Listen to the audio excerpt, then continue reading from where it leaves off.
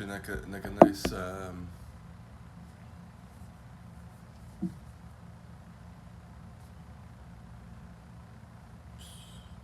a nice setup here. I have it angled upwards. I can't think right now.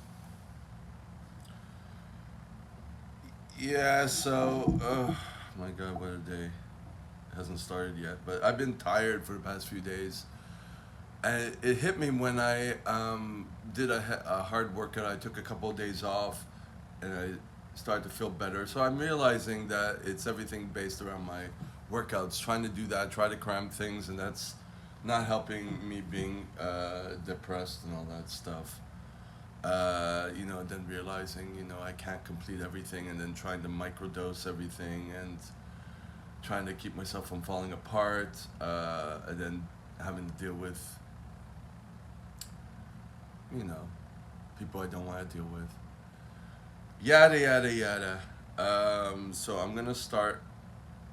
Past couple of days, I've been doing a lighter workout. Not lighter, but lighter in volume, but trying to touch on everything I want to touch on. So I feel like I've accomplished something, and then, but not feeling like I'm going to die. And tomorrow I'm gonna make an effort to go to one of the gyms that I haven't gone to for a while. I still have 10 session passes.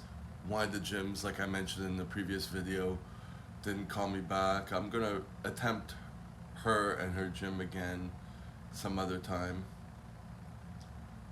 And I'm thinking, if it's such a problem, I've only used one session out of 10 sessions. I only have a little proof of purchase. I do have my bank statement, but no proof of how many sessions I did. I don't know. I guess it'll be my word against hers if I go to the Better Business Bureau and get my refund.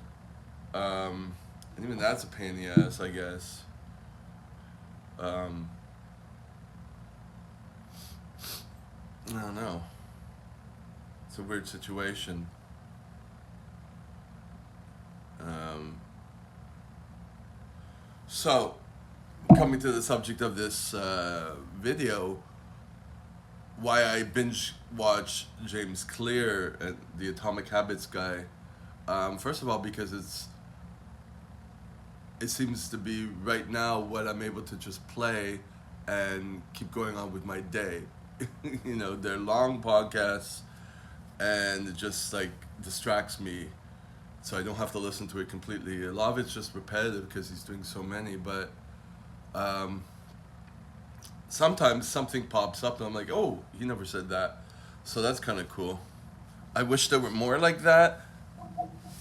I'm not going to search them out. I wish they would come up on my feed. That's how the algorithm works. You watch one and then you get a whole bunch from others. And I wish there were more. There are like some copies, and it's just like redundant stuff. And he's not pretty to look at. Even though he keeps saying weight training, or no, weightlifting. So he's a weightlifter, not a weight trainer, because he's a tall, lanky guy. And he talks really like monotone, and he just says like whatever all the time, and it's annoying, but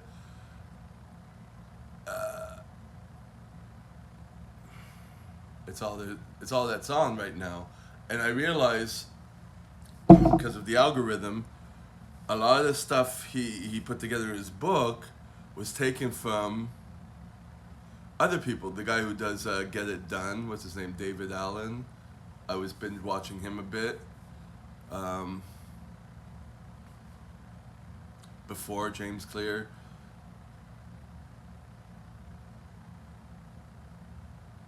And someone else that he referenced, and I went to check out. I forget the guy's name.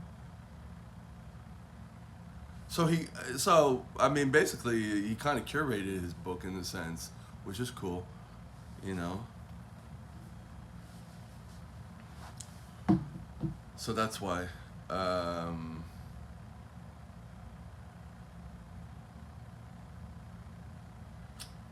Not much to say. I have to go train a client in a few hours.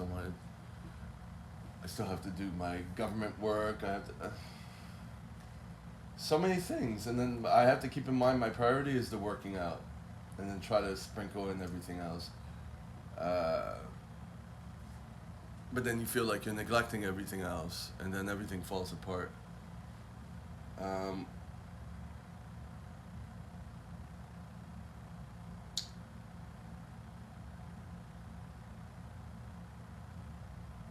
I don't know. I don't know. It's tough for me to keep my vision clear. I keep my habits. I've gotten more automatic. I'm on this other bullet journal book, and I don't recommend it. It's a beginner's one. And it's got all these crappy templates, and it's crappy paper, and already it's falling apart. I bought it because it was cheap and it was wrapped up, and I was like, oh, let me try it, and no, not happy with it. But I'm using it. I bought this. This is what I bought for $40. It's a moleskin, thicker book, and it's a soft cover. And I haven't touched. Well, I wrote my name in it, and I wrote index. But I'm obsessed with it, and I want to use it, and I want to. This really seems like the book that I'm going to use forever. Because it's been like 3 years. I've been taste testing so many books. I need one that's thicker. I need one that's soft cover. And this seems to be it. Like it just seems like I've hit on it.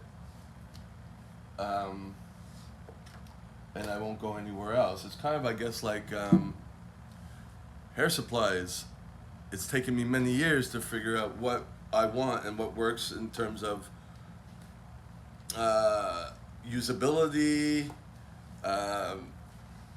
availability, price has a matter in it. This is expensive, but the book I had previously, which is somewhere, which I got for like $13, it's thick, but the papers are thick. So there's not many papers in it. These are thin papers. So that's why it's kind of looks less thick than the other book. But this will last me at least a few months if I use it well, which is all I can ask for it. I can't have a book last a year. I had one that was this thick, but it was an agenda, and then I was just kind of appropriating it, and this is just a clean slate, which is what I need. Clean slate on the book, clean slate on my mind, that lasts a few months, so I could use it. And let's say I use, I don't know, 4 a year, so it's $160 per year. But if I use the other book that was $13, if I double that, which would be about the same amount of pages as that, let's say 400 pages, okay, it's $30, but it's still $120 a year, so, but the moleskin is making me happy, so an extra $40 per year for some happiness. Then of course comes the fear of losing it, but if I had one book for a year and I lose it, that's more horrifying than just a few months. But I don't know. But the moleskin, at least I know it's never on special. Like those types of books, they're never on special. What's on special is the agendas that I buy that I always screwed up, or these type of stupid books that I have to kind of like play with, and it's terrible. So I asked myself, why am I doing that just for a cheaper price? It doesn't make sense. But now I'm kind of over it. So anyways, I'm gonna start.